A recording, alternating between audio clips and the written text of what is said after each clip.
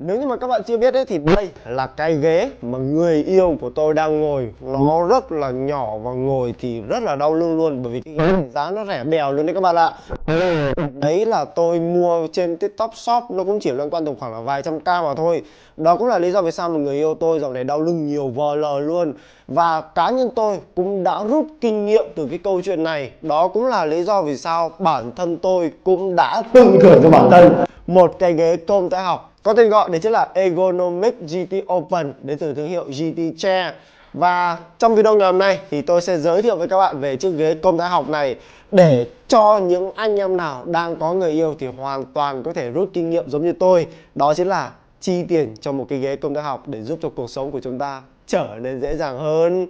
Còn anh em có người yêu thì mua cho người yêu thêm cái nữa cũng được nhá.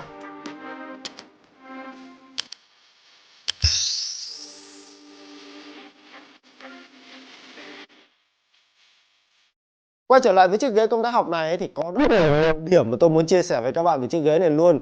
Đầu tiên là về mức giá thì cá nhân tôi cần phải công nhận với các bạn, cần phải nói trước với các bạn đấy chính là cái mức giá của em ghế này nó không hề rẻ một tí nào. Nếu như mà các bạn đang suy nghĩ rằng là tôi sẽ giới thiệu một cái ghế công tác học giá rẻ thì đây sẽ không phải là video dành cho các bạn đâu. Bởi vì đối với cá nhân tôi nha, cái mức giá cho cái phiên bản ghế mà tôi đang có ở đây nó sẽ rơi tầm khoảng là hơn 6 triệu. Nếu như mà các bạn săn sale này kia thì có thể là nó sẽ về tầm khoảng là 5 triệu 8, 5 triệu 9 gì đấy. Nhưng mà về mặt cơ bản thì nó vẫn là một cái ghế công tác học trong phân khúc mức giá là từ 5 cho đến 6 triệu. Và đối với cá nhân tôi thì đây không phải là mức giá rẻ, bởi vì thị trường ghế công tác học bây giờ nó có vô vàn mẫu luôn các bạn ạ. 1 triệu, 2 triệu, 3 triệu, 4 triệu là các bạn cũng đã có ghế để cho các bạn có thể mua được rồi. Vậy thì việc mà các bạn chi ra một cái số tiền lớn hơn đến tận là từ 5 cho đến 6 triệu cho một phiên bản Ergonomic GT Open như thế này thì nó có những cái điểm gì khác biệt so với cả những chiếc ghế công tác học còn lại. Thì cái điểm mà tôi muốn giới thiệu với các bạn kỹ nhất ấy, đấy chính là cái điểm công thái học của chiếc ghế này. Bởi vì nó sẽ không phải là một chiếc ghế đáng tiền, nó không phải là một chiếc ghế công thái học đáng mua nếu như mà nó không công thái học thật sự, đúng không? Bản thân tôi thì cũng đã trải nghiệm một cái ghế công thái học giá rẻ rồi. Và sau khi mà tôi dùng con này ấy, tôi đã vứt cái con ghế công thái học giá rẻ của tôi ra ngoài ban công ngoài kia các bạn ạ, để ngồi ngoài đấy cho nó mát. Chứ còn tôi nói thật với các bạn luôn là trải nghiệm từ một cái ghế công thái học hơn 1 triệu lên một cái ghế công tác học đến tận là 6 triệu như thế này là một cái trải nghiệm hoàn toàn khác luôn. Đặc biệt là trong cái khoản công tác học. Đầu tiên thì tôi sẽ giới thiệu cho các bạn về tổng quan của chiếc ghế này. Thì như các bạn có thể thấy là cái form ghế này nó khá là tiêu chuẩn luôn. Và theo như nhà sản xuất công bố ấy, đây là một cái ghế công tác học đúng nghĩa là sản xuất cho thị trường Việt Nam. Bởi vì nó đáp ứng cho những người có độ cao từ 1m50 cho đến 1m9. Tức là những anh em nước ngoài hoặc là các bạn nam chơi bóng rổ cao hơn 2m thì ngồi cái ghế này nó sẽ không cân đối cho lắm. Nhưng đại đa số người dân Việt Nam của chúng ta trong chiều cao từ 1m50 cho đến 1m9, các bạn ngồi vào chiếc ghế này thì nó cực kỳ là hợp lý luôn. Bên cạnh đó thì nó cũng có một cái kích thước độ rộng rất là vừa phải để cho các bạn có thể ngồi một cách cực kỳ thoải mái. Yếu tố tiếp theo là yếu tố mà tôi rất muốn chia sẻ với các bạn, đấy chính là yếu tố công thái học. Tức là cái ghế này các bạn hoàn toàn có thể điều chỉnh được hết tất cả mọi thứ luôn. Tất cả những gì mà các bạn có thể nghĩ ở trong đầu có thể điều chỉnh được ở trên một chiếc ghế để giúp cho các bạn có một cái tư thế ngồi tốt nhất thì trên chiếc ghế này các bạn hoàn toàn có thể điều chỉnh được. Tôi sẽ không nói về cái câu chuyện là cái piston lên xuống nữa nhá, bởi vì cái này thì cái ghế nào cũng làm được. 3 cái ghế văn phòng giá rẻ như người yêu tôi đang ngồi kia còn làm được, nói gì là con ghế này. Mà tôi sẽ tập trung vào những yếu tố công tác học khác, những yếu tố mà ảnh hưởng rất nhiều đến cái cột sống của chúng ta cũng như là cái tư thế ngồi sao cho nó thoải mái. Thì cái điểm đầu tiên mà tôi muốn giới thiệu với các bạn đấy chính là phần tay ghế. Có lẽ là nhiều bạn cảm thấy khá là ngạc nhiên và thường xuyên bỏ qua cái phần này. Tuy nhiên đối với cá nhân tôi nha, thì tôi sẽ quan tâm cái phần tay ghế này hơn so với cả những cái phần khác. Bởi vì cái tay ghế này là cái phần mà các bạn tiếp xúc tay thường xuyên và các bạn tiếp xúc mỗi ngày luôn. Hơn nữa là tay của chúng ta thì thường xuyên di chuyển ở nhiều vị trí khác nhau. Vậy nên một cái tay ghế công thái học thì nó sẽ giúp cho những cái thao tác cổ tay của các bạn từ các khớp nó cũng sẽ thoải mái hơn. Và chiếc ghế này thì nó đáp ứng rất tốt luôn. Chúng ta sẽ có 2 khớp có thể điều chỉnh được ở đây. Đầu tiên đấy chính là các bạn hoàn toàn có thể điều chỉnh được độ cao của cái tay này lên xuống một cách rất là dễ dàng và thoải mái. cái việc điều chỉnh độ cao như thế này nó không chỉ giúp cho việc là các bạn kê tay nó thoải mái hơn đâu, nó còn giúp cho các bạn mỗi khi mà các bạn cất ghế vào trong bàn, khi mà các bạn ngồi xong ấy, nó cũng sẽ gọn hơn rất là nhiều. Ví dụ như là cá nhân tôi đang sử dụng một cái bàn cao đấy tầm khoảng là 75 cm, thì với chiếc ghế cũ ấy thì tôi sẽ không thể nào đẩy vừa, nhét vừa vào bên trong cái ngăn bàn này được. Nhưng với cái ghế mới này thì tôi chỉ cần kéo cao mắc bên lên thôi là tôi hoàn toàn có thể đút vừa vào bên trong cái bàn này rồi, rất là tiện luôn. Điểm điều chỉnh số 2 mà các bạn có thể điều chỉnh được đấy chính là phần tay ghế này thì các bạn có thể xoay được 360 độ luôn. Thề quá ngon. Ví dụ nha, trong trường hợp bình thường các bạn chỉ có thể ngồi như thế này đúng không? Thì nó rất là ok, rất là bình thường, không có vấn đề gì cả. Nhưng khi mà các bạn gõ phím thì các bạn sẽ có xu hướng sẽ muốn là điều chỉnh hai bên tay vào bên trong như thế này. Thì cái cảm giác khi mà chúng ta gõ phím nó sẽ ok hơn. Hoặc khi mà các bạn muốn chill chill, các bạn muốn nghỉ ngơi, các bạn hoàn toàn có thể xoay thẳng vào như thế này, để chúng ta hoàn toàn có thể trầm ngâm suy nghĩ, kê tay như thế này nó mới sướng, nó mới thoải mái. Vậy nên với cái việc mà chúng ta có thể xoay được 360 độ kết hợp với nâng hạ như thế này là một cái điểm cộng cho những anh em nào thích một cái tay ghế linh hoạt.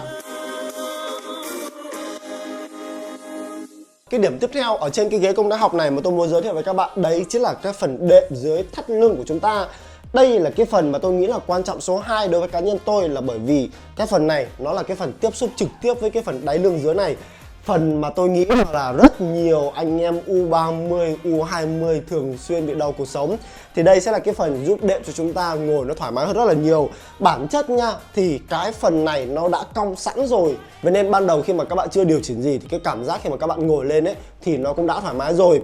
Còn về khả năng điều chỉnh ấy thì các bạn hoàn toàn có thể điều chỉnh cái phần đệm lưng này trong khoảng đấy chính là 15 độ. Nhờ đó thì các bạn có thể điều chỉnh là tùy theo cái mức độ đệm vào cái lưng của chúng ta, nó là cao hay là thấp, tùy theo cái thắt lưng của mỗi người nhá. Đây là một cái điểm cộng rất lớn luôn, bởi vì nhờ đó thì các bạn hoàn toàn có thể dựa hoàn toàn cái phần thắt lưng của chúng ta vào đây, và cái cảm giác ngồi nó cũng sẽ thoải mái hơn rất nhiều so với cả những chiếc ghế công thái học khác vốn không có khả năng cái điều chỉnh cái phần đệm lưng dưới này. Còn trong trường hợp mà các bạn muốn điều chỉnh nó rộng hơn nữa thì ở đây chúng ta sẽ có nguyên một cái phần đệm toàn bộ cái khu vực lưng của chúng ta là phần phía trên như thế này.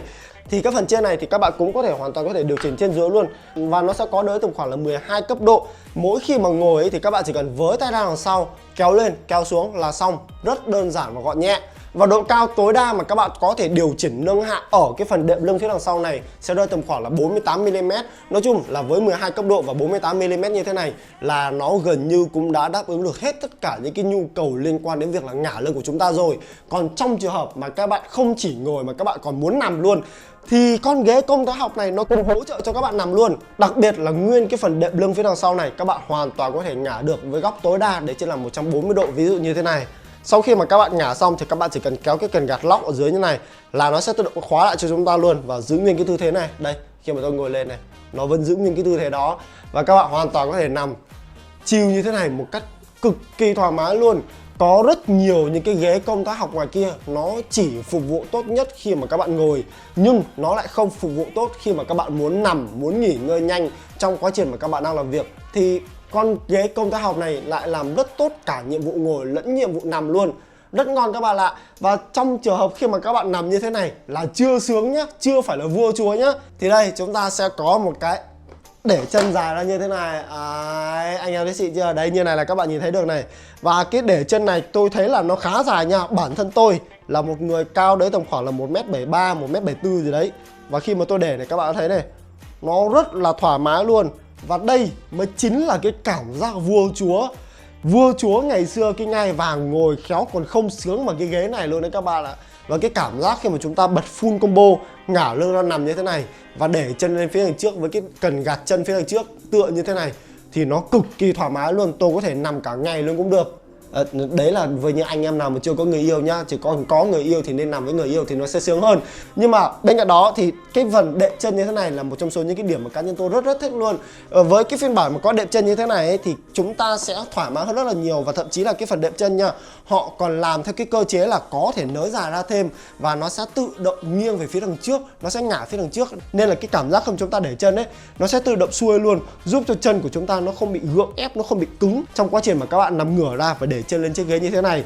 Tôi nhiều khi còn toàn để chân lên như thế này, ngồi bấm điện thoại như thế này luôn mà. Và nó rất là chắc chắn luôn. Nhìn nó chỉ có hai cái thanh sắt như thế này thôi, nhưng mà nhìn nó chắc chắn phết đấy, không đùa đâu.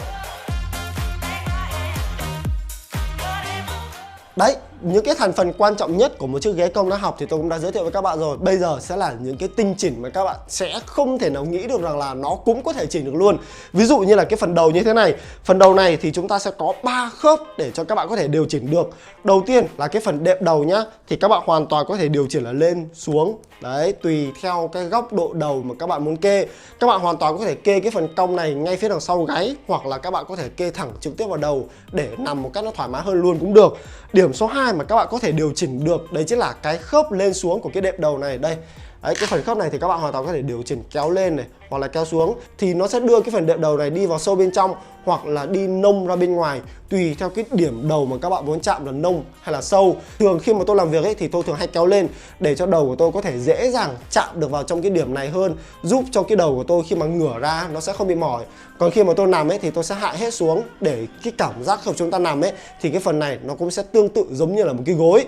Điểm số 3 mà các bạn có thể điều chỉnh nữa đấy chính là cái phần khớp dưới này. Với cái khớp này thì các bạn có thể đưa vào bên trong này hoặc là đưa vào bên ngoài. Thì về mặt cơ bản cái khớp này nó cũng sẽ bổ trợ cho cái phần đưa lên đưa xuống như thế này, để cho các bạn có thể tùy chỉnh thêm cái độ nông hoặc là cái độ sâu mỗi khi mà các bạn muốn ngả đầu lên cái phần đỉnh đầu của cái ghế này luôn. Cũng khá là tiện.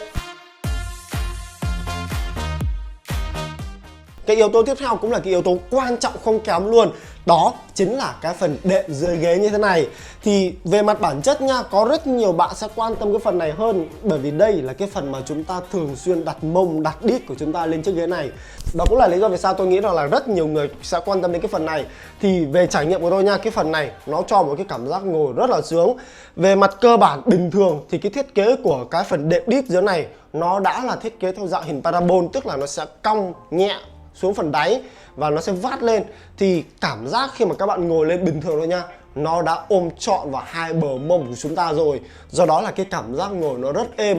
Mặc dù đây không phải là ghế đệm, không phải là ghế nỉ, nó chỉ là một cái ghế lưới thôi, nhưng cái cảm giác khi mà chúng ta ngồi lên ấy thì nó êm ái, nó thoải mái, không thua kém gì, thậm chí là còn nhỉnh hơn so với cả những chiếc ghế nệm và những cái ghế nỉ ngoài kia nữa cơ. Vậy nên là anh em phải đặt mông lên đây thì các bạn mới cảm nhận được, chứ tôi nói một lời khéo các bạn không cảm nhận được đâu. Tuy nhiên nó cũng có thể điều chỉnh được nha. Bên hông này thì chúng ta sẽ có một cái lẫy và các bạn hoàn toàn có thể điều chỉnh cái phần diện tích ngồi của các bạn là nông hay là sâu. Tức là cái phần mà các bạn ngồi như thế này này, các bạn có thể kéo dài ra hoặc là các bạn có thể thu gọn lại, tùy theo cái kích thước mông của các bạn, tùy theo cái diện tích mà các bạn muốn ngồi là rộng hay là chật. Đấy thì cái đấy là các bạn hoàn toàn có thể điều chỉnh thêm ở ngay trên cái phần đệm mông của chiếc ghế này nhá. Còn về chất liệu của toàn bộ chiếc ghế này thì giống như lúc nãy tôi có chia sẻ ấy, cả cái phần đệm mông này này cho đến cả cái phần đệm dưới cột sống này, phần toàn bộ lưng này cho đến cả phần đỉnh đầu này, toàn bộ đều được làm từ lưới đan. Nó không hề có bất kỳ một cái đệm mút nào ở bên trong này. Thì cái này nó sẽ dẫn đến hai điểm cộng. Điểm cộng đầu tiên là nó cực kỳ thông thoáng luôn. Tức là các bạn hoàn toàn có thể nhìn thấy là nó giống như là rất nhiều những cái lỗ li ti ở đây. Thì nó đâu có một cái vật cản gì đâu. Vậy nên là nó rất thoáng. Các bạn ngồi dù là trong điều kiện mùa hè hay là điều kiện mùa đông thì nó đều cực kỳ là thoáng mát và thoải mái. Và đặc biệt là đối với những anh em nào mà hay đánh rắm ấy nhá, thì bao nhiêu mùi là nó sẽ đi hết luôn, chứ nó sẽ không bị đọng lại ở trên chiếc ghế này. Sướng chưa? Điểm cộng số 2 đấy chính là nó cũng sẽ vệ sinh hơn rất là nhiều, bởi vì là nó sẽ không có đệm mút ở bên trong, nó cũng sẽ không có vải nỉ, vậy nên là nó cũng sẽ không bám bụi rất là nhiều giống như là những chiếc ghế mà sử dụng đệm hay là vải nỉ khác. Tất cả những cái bụi ở bên ngoài hay là những cái đồ ăn khi mà các bạn ăn nó có rơi vãi ra ấy thì nó cũng sẽ lọt xuyên qua hết khỏi cái ghế này và nó sẽ chỉ rơi xuống dưới sàn nhà mà thôi. Tuy nhiên có một điểm mà các bạn cần phải lưu ý, đấy chính là cái phần đệm mông dưới này này, vì nó được làm vải lưới và bên dưới này thì nó sẽ là chỗ trống để cho cái cảm giác khi mà các bạn ngồi lên ấy thì nó sẽ có một cái độ đàn hồi nhất định, giúp cho êm ái mông của chúng ta hơn. Nhưng mà đồng thời thì tất cả những cái bụi bặm nếu như mà nó rơi vào cái phần đệm mông này thì nó cũng sẽ rơi vào cái phần khoảng không phía dưới này luôn. Và lâu ngày cá nhân tôi nghĩ là nó đọng dưới này thì nó cũng sẽ hơi bẩn một tí. Nhưng mà cá nhân tôi thấy nha, là cái việc vệ sinh ở trên cái ghế này với cái phần phía dưới, mấy cái bụi dưới này các bạn chỉ cần lấy khăn lau là sạch, thì nó cũng đã tiện lợi và dễ dàng hơn rất là nhiều so với việc mà các bạn đi vệ sinh những cái ghế đệm, ghế da hay là ghế nỉ, đúng không? Do đó việc mà toàn bộ cái ghế này sử dụng cái vải lưới là một cái điểm mà cá nhân tôi rất là chim ưng ở trên chiếc ghế Ecogonic GT Open này luôn. Ngoài những cái điểm chạm vào cơ thể của chúng ta đều được sử dụng lưới thì toàn bộ phần khung chất liệu còn lại của chiếc ghế này thì đều được làm từ nhựa hết. Nhưng mà các bạn yên tâm đi, cái nhựa này nó là nhựa rất cứng luôn. Đây, tôi gói cho các bạn nghe này. nguyên cái phần dưới này nha thì nó như kiểu là nhựa đặc luôn đấy các bạn ạ, gõ nó nghe cực kỳ đầm luôn. Còn phần trên này cũng vậy, mặc dù là nhìn nó mỏng manh như vậy thôi nhưng mà nhựa nó làm đặc hết, tức là nó không bị rỗng ở bên trong. Do đó là cái cảm giác khi mà chúng ta ngồi lên thì nó rất là chắc chắn. Cá nhân tôi thì cũng đã thử đứng lên cái ghế này, nhún nhảy các kiểu đây, giống như những cái video insert mà các bạn đang xem ấy. Nó còn không xi nhê gì, cái ghế nó vẫn giữ im một lúc, nó kiểu không bị xê dịch quá nhiều ấy. Thì đây là một cái điểm cho thấy là tất cả những cái chất liệu cấu tạo lên chiếc ghế này đều là những cái chất liệu cao cấp và đều là những cái chất liệu rất là cứng cáp để cho các bạn có thể yên tâm sử dụng trong thời gian dài. Và hơn nữa nha, riêng cái phần lưng phía đằng sau này, cái phần mà chúng ta để lưng vào cũng như là cái phần mà chúng ta dùng khá là nhiều lực tác động lên thì nó cũng sẽ có hai cái lò xo hỗ trợ lực ở hai bên luôn. Cái cơ chế hoạt động của nó sẽ giống như là cái phuộc xe máy ấy. Do đó cái cảm giác khi mà các bạn kiểu đùng một phát các bạn đặt lưng lên như thế này thì cái lò xo phần nào đấy nó cũng sẽ phản hồi lại, giúp cho chúng ta khi mà nằm hoặc là ngồi, khi mà tựa lưng vào ấy thì nó cũng sẽ có độ phản hồi ngược lại, nó êm ái cực kỳ luôn, nó không thua kém gì so với việc là các bạn ngồi ở trên ghế da cả, thậm chí là còn nhỉnh hơn luôn đấy chứ. Chỉ duy nhất một phần ở trên chiếc ghế này được làm từ kim loại, đấy chính là phần chân của nó các bạn ạ. Toàn bộ phần chân mà có gắn bánh xe này đều được làm từ kim loại, và tôi thấy là cái sắt để làm cho cái phần chân này nó cứng vờ lờ luôn đấy, như kiểu là sắt nguyên khối luôn đấy các bạn ạ. Gó vào bạn chỉ thấy đong tay thôi. Đây là một cái điểm cộng rất là lớn, bởi vì với một chiếc ghế nó có chắc hay không, nó có khỏe hay không thì toàn bộ lực nó cũng sẽ dồn hết vào cái phần chân này. Và với việc phần chân này được làm từ kim loại thì nó sẽ hạn chế những cái câu chuyện là bị gãy sau một thời gian dài sử dụng. Bởi vì anh em biết rồi, chúng ta ngồi, chúng ta nặng, chúng ta ngồi sau một thời gian dài thì kiểu gì cái phần chân này nó cũng sẽ bị hao mòn thôi. Nhưng với việc được làm từ kim loại thì anh em sẽ yên tâm với vấn đề này hơn rất là nhiều. Thậm chí nha, với việc cái phần móng, tức là cái phần chân được làm từ kim loại như thế này thì anh em có ngồi 2 hoặc là 3 người ở trên chiếc ghế này cũng hoàn toàn thoải mái luôn. Đặc biệt là đối với những anh em nào mà thường xuyên ngồi cùng với cả người yêu. Đấy. Nói chung tổng kết lại, dựa vào tất cả những gì mà tôi vừa mới chia sẻ với các bạn về chiếc ghế công thái học Ecogonic GT Open này thì cá nhân tôi thấy rằng là nó đúng nghĩa là một chiếc ghế công thái học thật sự luôn. Bởi vì một cái được gọi là công thái học ấy thì nó cần phải điều chỉnh được hết tất cả mọi thứ, thì con ghế này đáp ứng rất tốt cái nhu cầu đó. Các bạn điều chỉnh gần như là không thiếu thứ gì, từ phần tay này điều chỉnh lên xuống 360 độ, phần đít các bạn ngồi ở trên cái ghế này các bạn cũng có thể điều chỉnh được ra vào để tăng cái diện tích ở trên cái phần bề mặt ghế. Phần đệm hông ở phía dưới này các bạn cũng có thể điều chỉnh được, phần lưng các bạn điều chỉnh được, và phần đệm đầu này thì các bạn cũng có thể điều chỉnh được với 3 góc điều chỉnh khác nhau. Đấy các bạn thấy không? Không có một cái điểm gì ở trên chiếc ghế này là các bạn không điều chỉnh được cả. Do đó là cái tính công thái học của nó rất là cao. Hơn nữa cái điểm tôi thích đấy chính là tất cả những cái thao tác mà các bạn điều chỉnh được ở trên chiếc ghế này các bạn hoàn toàn có thể làm được khi mà chúng ta đang ngồi ngay ở trên ghế luôn, mà các bạn không cần phải đứng dậy. Nhờ đó thì các bạn có thể biết được rằng là đâu là cái tư thế tốt nhất, đâu là cái điều chỉnh mà nó phù hợp với dáng người của các bạn nhất ngay khi mà các bạn đặt mông lên chiếc ghế này luôn. Điều mà không phải cái ghế công thái học nào ngoài kia cũng có thể làm được. Bên cạnh đó thì thương hiệu GT Chair, thương hiệu mà sản xuất ra chiếc ghế này thì cũng là một thương hiệu lớn chứ họ không phải là thương hiệu nhỏ một tí nào. Họ cũng có bề dày kinh nghiệm với rất là nhiều dòng sản phẩm khác nhau. Vậy nên cá nhân tôi nghĩ là với mức giá rơi tầm khoảng là hơn 6 triệu, ok, đồng ý là nó sẽ hơi đắt so với đại đa số nhu cầu sử dụng của tất cả mọi người. Nhưng nếu như mà các bạn có đủ số tiền đấy, các bạn muốn tìm cho mình một chiếc ghế mà ngồi thoải mái và thời gian sử dụng của nó phải lâu dài ấy, thì cá nhân tôi thấy rằng là Ecogonic GT Open đang là sự lựa chọn khá là ngon ở trong phân khúc mức giá này. Vậy thì đó là những cái chia sẻ cũng như là những ý kiến cá nhân của tôi mà thôi. Vậy thì còn ý kiến của các bạn thì sao? Liệu các bạn có chịu chi ra số tiền từ 5 cho đến 6 triệu cho cái chiếc ghế như thế này hay không? Hay là các bạn sẽ có những sự lựa chọn nào khác thì các bạn đừng quên để lại ngay dưới phần bình luận của video này. Còn nếu như mà các bạn quan tâm chiếc ghế này, các bạn muốn mua thì các bạn hoàn toàn có thể ấn ngay bên góc trái phía dưới màn hình để mua ngay trực tiếp từ link đấy, thì các bạn sẽ được giảm giá thêm khá khá so với việc mà các bạn mua thông qua nền tảng YouTube. Rồi, tạm biệt mọi người và hẹn gặp lại mọi người những video lần sau.